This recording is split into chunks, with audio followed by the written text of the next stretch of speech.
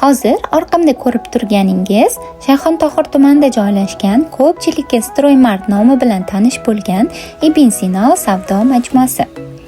Bu joy hozir yangi bosqichda ishga tushyapti. Sharoitlari esa juda zo'r, keng, qulay va zamonaviy. Eng muhim jihat, aynan hozir bu yerda 6 oy bepul ijaraga berilayotgan do'konlar mavjud. Odam yuradigan joyda odam bo'ladi. Bu hudud esa yuradigan, harakatli joy. Kelajakda juda gavjum bo'lib ketadi. Hozircha do'konlar to'liq ochilmagan, lekin bu minus emas, bu ham imkoniyat. Aynan hozir kirib kelganlar eng yutganlar bo'ladi. Savdo qilaman deganlar yoki biznes boshlamoqchi bo'lganlar uchun bu juda yaxshi variant.